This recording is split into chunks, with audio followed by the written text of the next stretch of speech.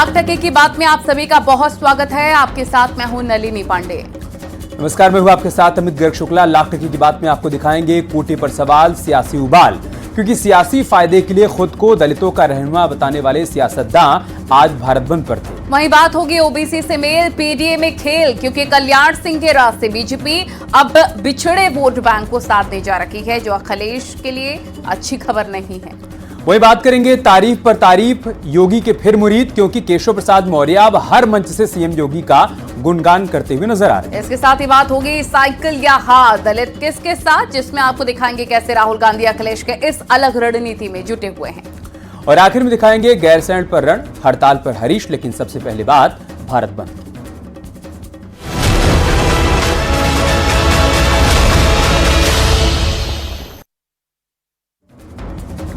अनुसूचित जाति और जनजाति आरक्षण में क्रीमी लेयर और कोटे में कोटे के खिलाफ आज कई संगठनों ने भारत बंद का ऐलान किया था, जिसका कई राज्यों में व्यापक असर देखने को मिला। बंद में कई राजनीतिक दल भी शामिल हुए। भारत बंद का सबसे ज्यादा असर उत्तर प्रदेश, बिहार, झारखंड, राजस्थान और हरियाणा में देखने को मिला। अन्य राज्यों में भी बंद समर्थकों ने जुलूस और मार्च निकाला। दरअसल ये प्रदर्शन सुप्रीम कोर्ट के फैसले के खिलाफ था, जिसमें सुप्रीम कोर्ट से रिजर्वेशन में कोटे को मंजूरी मिली थी। सुप्रीम कोर्ट के फैसले के मुताबिक राज्य सरकार अब आरक्षण में कोटा दे सकेगी। कोर्ट ने 20 साल पुराना अपना ही फैसला पलट दिया था और 7 जजों की संविधान पीठ ने ये फैसला सुनाया था। फैसले का मकसद सबसे पिछड़ों को लाभ देना है, लेकिन कुछ राजनीतिक पार्टियों को ये बात नागवार गुजरी और आज सड़कों पर जो हुआ पूरे देश ने उसे देखा है। उसी पर आपको दिखाते हैं रिपोर्ट।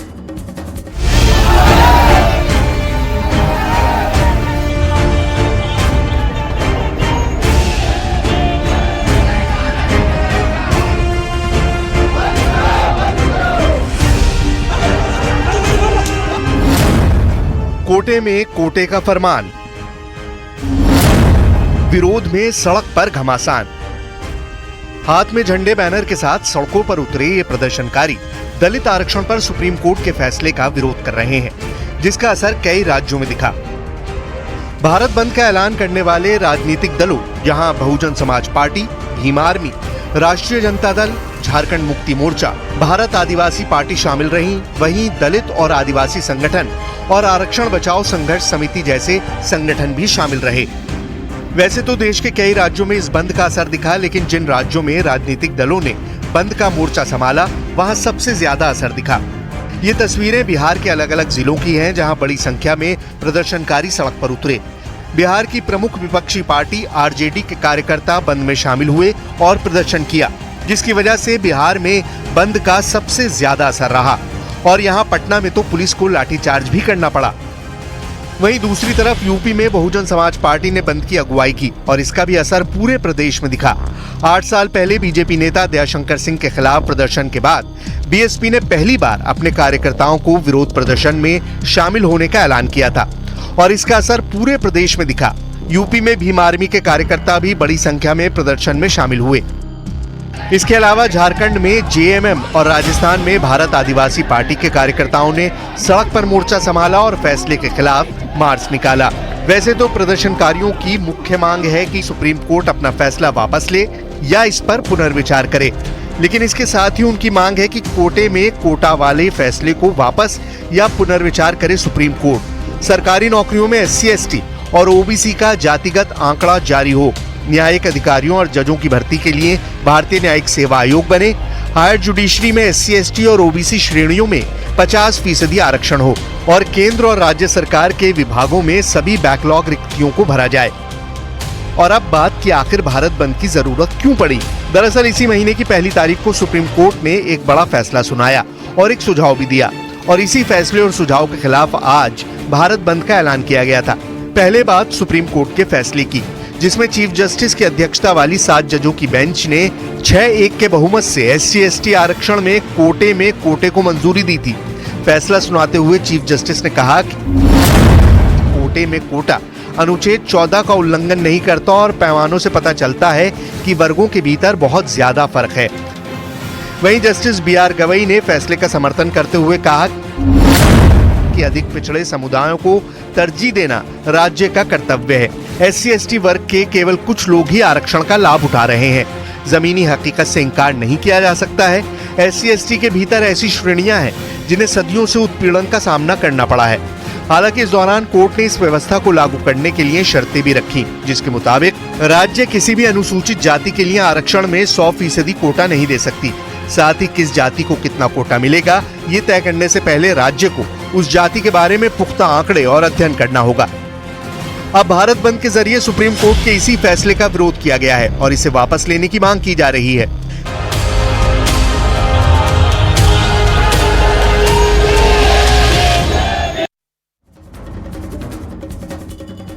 तो एक तरफ सड़क पर भारत बंद के समर्थन में कोहराम मचा था, वहीं दूसरी तरफ सियासी बाढ़ भी छोड़े जा रहे थे। आपको सुनाते हैं किसने भारत बंद के समर्थन में तो किसने विरोध में अपनी बात रखी। सुप्रीम कोर्ट की टिप्पणी थी, उसके बाद कानून मंत्री ने संसद में उस पर स्पष्टीकरण भी दे दिया है। कैबिनेट ने भी अपनी राय साफ कर दी है, तो अब कोई ज़्यादा विषय बचा नहीं। मायावती जी ने सपोर्ट किया है, कहा कि बीएसपी सपोर्ट करी भारत में। विपक्षी पार्टियों का अधिकार, यही लोकतंत्र है। मोदी जी के राज में आप देखिएगा दलितों को बांटा जा रहा है, क्रीमी लेयर की बात की जा रही है। आज देखिएगा जो रिजर्वेशन जो है उसको खत्म किया जा रहा है। भारत बंद का जो आह्वान जो लोग किए हैं वे सब स्वार्थी तत्व हैं। स्वार्थी तत्व इसलिए मैं कहता हूँ कि वो मेरे भाई हैं, बड़े भाई हैं। छोटे भाई की प्रगति नहीं हो ऐसा चाह करके वो चाहते हैं कि 100 में 100 का लाभ हम ले लें। कल्याण सिंह की पुण्यतिथि पर बीजेपी यूपी में हिंदू गौरव दिवस मना रही है और साथ ही उस वोट बैंक को भी साधने की कोशिश की जा रही है जो 2014 से 2022 तक तो साथ रहे, लेकिन 2024 के लोकसभा चुनाव में बंदर बांट हो गया। यानी कि बीजेपी अब गैर यादव ओबीसी वोट बैंक को साधने के साथ ही अखिलेश के पीडीए को टक्कर देने के लिए नए मिशन में जुट चुकी है। यूपी में 40% से ज्यादा पिछड़ी जातियां शामिल हैं, जिनका झुकाव जिस तरफ होता है उसकी जीत तय मानी जाती है। बात ओबीसी के समीकरण की करें तो यूपी में 10% यादव वोटर्स हैं जो समाजवादी पार्टी के साथ हैं। बात कुर्मी और मौर्या की करें तो करीब 5% वोटर्स इन दो बिरादरी से आते हैं। वहीं जाट और राजभर 4% हैं, तो लोधी 3% और गुर्जर 2% हैं। साथ ही निषाद, केवट, मल्लाह की बात करें तो इनकी संख्या 4% के करीब। अब ऐसे में 40% वोटर को समेटने के लिए बीजेपी नई रणनीति पर आगे बढ़ रही है। इसी पर आपको दिखाते हैं रिपोर्ट। जिन लोगों ने बाबूजी के को अंतिम विदा भी नहीं दिया है, उनको पूरी तरह से उत्तर प्रदेश से विदा करने का संकल्प लेकर के आते जाएंगे। ये पीडीए का वास्तविक चरित्र है। ये लोग बोलेंगे क्या, करेंगे क्या और दिखेगा क्या। ये लोग प्रदेश की जनता को ऐसे ही बेवकूफ बनाते रहेंगे, ऐसे ही छलते रहेंगे। जिस ओबीसी की जमीन पर समाजवादी पार्टी की मजबूत इमारत खड़ी है, अखिलेश यादव के जिस पीडीए दाव ने लोकसभा चुनाव में बीजेपी को तनाव में ला दिया, अब उस दबाव को कम करने के लिए बीजेपी कल्याण सिंह के पथ पर विजय रथ दौड़ाने की कोशिश कर रही है। बीजेपी उस वोट बैंक को साधने जा रही है जो ओबीसी तो है लेकिन गैर यादव। कल्याण सिंह की पुण्यतिथि के मौके पर बीजेपी हिंदू गौरव दिवस मना रही है। इसके जरिए उस एजेंडे को धार दे रही है जिससे ओबीसी वोट बैंक को एकजुट किया जाए और उपचुनाव के बाद 2027 में एक मुश्त किया जाए। ऐसे में सीएम योगी का मैसेज भी इसी दिशा में अहम माना जा रहा है। ये पीडीए का वास्तविक चरित्र है और इसका वास्तविक चरित्र देखना है तो अयोध्या में एक निषाद बालिका के साथ जो घटना घटित हुई, कन्नौज में जो घटना घटित हुई, लखनऊ में जो कुछ घटित हुआ, यही इनका वास्तविक चरित्र है, यही इनका चेहरा है। समाजवादी पार्टी के मुखिया तो सरदेव बाबूजी के दिवंगत होने पर तो एक भी शब्द उनके मुंह से नहीं निकला। श्रद्धांजलि देने के लिए जाने की बात तो दूर, एक शब्द नहीं निकला। और वहीं प्रदेश का एक दुर्दांत माफिया मराठा तो फातिया पढ़ने के लिए उसके गांव तक चले गए थे। हिंदुत्व और ओबीसी का सबसे बड़ा चेहरा कल्याण सिंह, जिनकी छवि राम भक्त और राष्ट्रभक्त के तौर पर रही, अब उसी कल्याण सिंह के जरिए बीजेपी उपचुनाव का आगाज कर चुकी है। कल्याण सिंह लोधी बिरादरी का सबसे बड़ा चेहरा थे। यूपी में आबादी के हिसाब से लोधी समाज की तकरीबन 8% हिस्सेदारी है। ये विधानसभा की 70 से 80% सीटों पर जीत हार तय करती है। लोकसभा की लगभग 10 सीटों पर इन्हीं से समीकरण सधता है। यानी कल्याण सिंह की पुण्यतिथि पर जो चुनावी शंखनाद बीजेपी ने किया है, अब उससे समाजवादी पार्टी की धड़कनें बढ़ सकती हैं। मुख्यमंत्री योगी आदित्यनाथ से लगाकर भारतीय जनता पार्टी के सभी दिग्गज नेताओं ने कल्याण सिंह की पुण्यतिथि पर हिंदू गौरव दिवस मनाकर ये सीधे तौर पर उत्तर प्रदेश में संदेश दिया है। हिंदुत्व को धार देने के लिए, इस मुद्दे को धार देने के लिए, वहीं ओबीसी जो कि बड़ा वोट बैंक ओबीसी में लोध वोट बैंक है, उसे साधने की रणनीति पर भी बीजेपी ने इस पुण्यतिथि के कार्यक्रम के माध्यम से कल्याण सिंह के सहारे सियासी संदेश भी दिया। दरअसल बीजेपी ने अपने सामाजिक आधार को ब्राह्मण बनिया समाज से आगे बढ़ाया और गैर यादव ओबीसी और गैर जाटव दलितों को अपने पाले में शामिल किया। ऐसा करने से एक ऐसा गठबंधन तैयार हुआ जो राज्य की आबादी का तकरीबन 60% है। इतने समर्थन के साथ यूपी में चुनाव हारने की गुंजाइश लगभग खत्म हो जाती है। लेकिन लोकसभा चुनाव का परिणाम बीजेपी को चुनौती दे गया। यानी गैर यादव ओबीसी भी छिटककर समाजवादी के पाले में चले गए, जिसे एक बार फिर समेटने की कवायद शुरू हो चुकी है। Bureau report, news 18।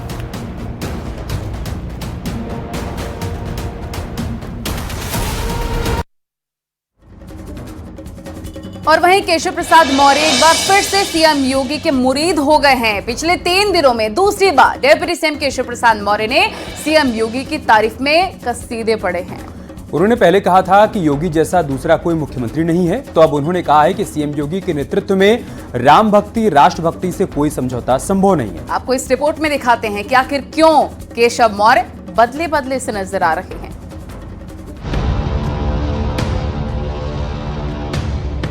ये केवल अपने परिवार का भला कर सकते हैं, अपनी जाति का भला कर सकते हैं। हमारे मुख्यमंत्री योगी आदित्यनाथ जी के नेतृत्व में भी न राम भक्ति से समझौता है, न राष्ट्रभक्ति से समझौता है। उत्तर प्रदेश के मुख्यमंत्री योगी आदित्यनाथ, जिनकी लोकप्रियता पूरे देश में है, बच्चा बच्चा योगी के काम और सुशासन का मुरीद है। लेकिन उसी उत्तर प्रदेश में विपक्ष की भ्रम वाली राजनीति ने सीएम और डिप्टी सीएम के बीच खटास और तनातनी का माहौल तैयार किया।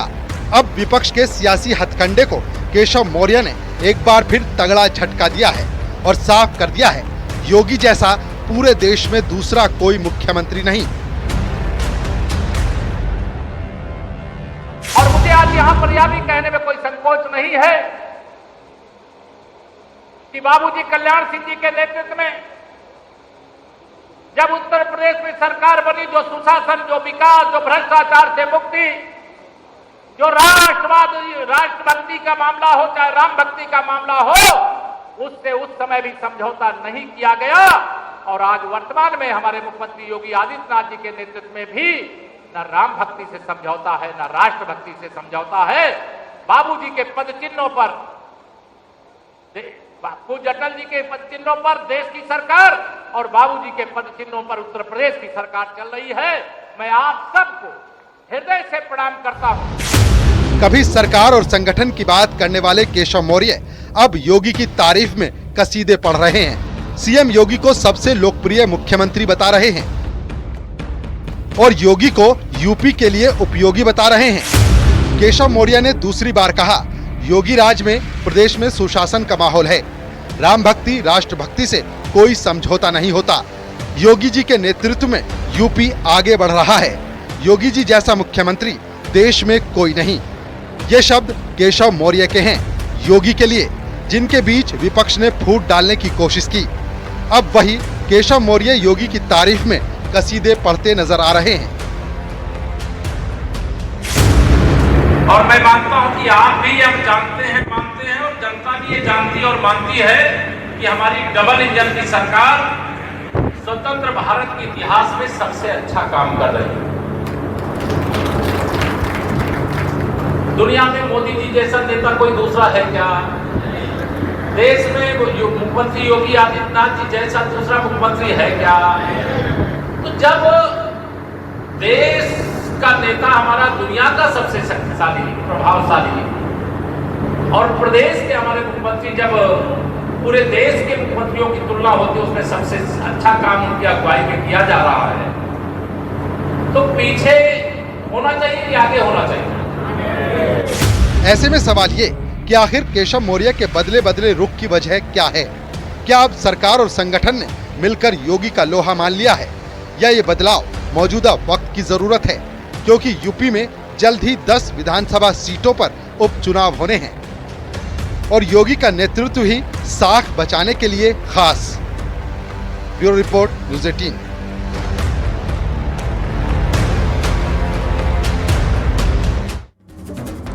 उत्तर प्रदेश के चुनावी मौसम में ओबीसी के बाद बात दलित की, क्योंकि इस बार समाजवादी पार्टी के वोट बैंक पर कांग्रेस की टेढ़ी नजर है। राहुल गांधी खुद यूपी में मोर्चा संभाल चुके हैं और रायबरेली से दलितों को साधने के लिए अभियान की शुरुआत भी कर चुके हैं। दरअसल कांग्रेस अब सामाजिक न्याय के एजेंडे के साथ ही जाति आधारित गोलबंदी कर सियासी बिसात बिछाने में जुटी है, जिसके लिए यूपी में अभियान की शुरुआत भी होने वाली है। अब ऐसे में सबसे बड़ा सवाल यह है कि क्या राहुल गांधी के इस अभियान में अखिलेश यादव शामिल होंगे या फिर कांग्रेस उसी समाजवादी पार्टी के वोट बैंक में सेंधमारी की तैयारी में है।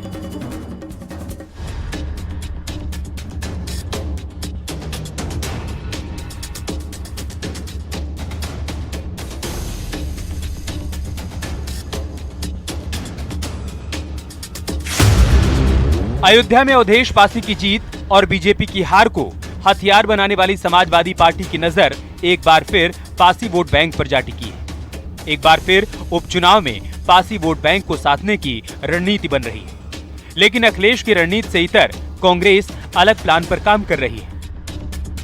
सूबे में दलित आबादी 22% के करीब है, जिसमें 12% जाटो और 10% गैर जाटो दलित है। कांग्रेस अब सामाजिक न्याय के एजेंडे के साथ ही जाति आधारित गोलबंदी कर सियासी बिसात बिछाने में जुट गई। पार्टी सूबे के दलितों में पासी समुदाय पर लगातार फोकस कर रही है। इस दौरान कांग्रेस की नजर दलित मतदाताओं खासकर पासी बिरादरी पर है, जो कभी कांग्रेस का परंपरागत वोट बैंक माना जाता था। पासी बिरादरी को एक बार फिर से कांग्रेस से जोड़ने की कमान खुद राहुल गांधी ने संभाली है। राहुल की मंगलवार को रायबरेली यात्रा भी इसी रणनीति का हिस्सा माना जा रहा है, जब वो अर्जुन पासी के घर वालों के जख्म पर मरहम लगाने पहुंचे। मैं चाहता हूं कि उत्तर प्रदेश में हर वर्ग की इज्जत हो, हर वर्ग की रिस्पेक्ट हो और न्याय सबको मिले, इसलिए मैं यहां आया हूं और हम इस मामले को नहीं छोड़ने वाले हैं। जब तक इस परिवार को न्याय नहीं मिलेगा तब तक हम पीछे नहीं हटने वाले हैं। दरअसल उत्तर प्रदेश में पहले ही नई सोशल इंजीनियरिंग के जरिए दलितों का साथ अखिलेश के हाथ लग चुका है। सपा ने न सिर्फ गैर यादव ओबीसी समाज को बल्कि बसपा के दलित वोट बैंक को भी जोड़ने में कामयाबी हासिल की। ऐसे में अब उस दलित वोट बैंक में सेंधमारी का प्लान राहुल गांधी तैयार कर रहे हैं और फोकस पासी समुदाय पर है। यूपी में पासी समुदाय जाटों के बाद दूसरे नंबर पर है। सेंट्रल यूपी में पासी समुदाय सियासी लिहाज से काफी अहम माना जाता है। दलित समुदाय में 16% पासी की हिस्सेदारी है, तो पूरे उत्तर प्रदेश में 3% से ज्यादा पासी वोटर हैं। यानी जिस वोट बैंक पर समाजवादी पार्टी की नजर है, अब उसी वोट बैंक पर कांग्रेस भी तिरछी नजर से देख रही है। 24 तारीख को इलाहाबाद में संविधान सम्मान के नाम से एक कार्यक्रम हो रहा है, जिसमें पूरे प्रदेश से जो खास करके दलित समाज के लोग हैं, जो बैकवर्ड समाज के लोग हैं, वो लोग वहाँ उपस्थित होंगे और जो संविधान पे लगातार हमला हो रहा है उस पर चर्चा हो रही है। जाहिर सी बात है कि उत्तर प्रदेश में दलित समाज के बाद में दूसरी बड़ी आबादी है, जो परंपरागत तौर पे चाहे वो मसूरियादीन पासी हों, चाहे धर्मवीर भारती जी हों। समाजवादी पार्टी और कांग्रेस गठबंधन ने उत्तर प्रदेश में अभूतपूर्व प्रदर्शन किया। अब जिस तरीके से राहुल गांधी लगातार दलित राजनीति पर फोकस किए हुए हैं और ख़ास तौर से पासी बिरादरी उनके बिल्कुल ध्यान के केंद्र में है, उसे लेकर वो अपनी सारे जो उनके कवायदे हैं वो जारी हैं। कांग्रेस इस वक्त अपनी जातीय लामबंदी में जुटी हुई, गोलबंदी कर सियासी बिसात बिछाने में जुटी हुई है। लेकिन सबसे बड़ा सवाल है, जो वोट बैंक पहले ही बीएसपी से खिसक कर सपा के पाले में जा चुका है। उस वोट बैंक को क्या कांग्रेस अपने पाले में ला पाएगी? वो भी तब जब राहुल गांधी खुद साइकिल की सवारी कर रहे हैं। Bureau report, news 18।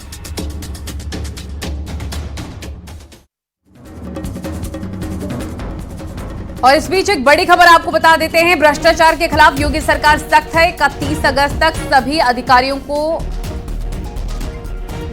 घोषित करने की संपत्ति घोषित करनी होगी। संपत्ति घोषित नहीं करने पर कार्रवाई होगी। अधिकारियों का वेतन भी रोक दिया जाएगा। सीएम योगी ने आदेश दिया है, संपत्ति घोषित नहीं करने वाले तमाम अधिकारियों और कर्मचारियों का प्रमोशन भी रोकने का निर्देश दिया गया है।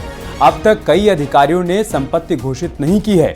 ऐसे में ये बड़ी जानकारी सामने आई है कि भ्रष्टाचार के खिलाफ योगी सरकार सख्त है और 31 अगस्त तक सभी अधिकारियों को संपत्ति घोषित करने के लिए कहा गया है। संपत्ति घोषित नहीं करने पर कड़ी कार्रवाई की जाएगी। अधिकारियों का वेतन रोका जाएगा। सीएम योगी ने आदेश देते हुए ये भी कहा है कि ऐसे तमाम अधिकारियों और कर्मचारियों का वेतन रोका जाए, उनका प्रमोशन भी रोका जाए जो 31 अगस्त तक अपनी संपत्ति घोषित नहीं करते हैं।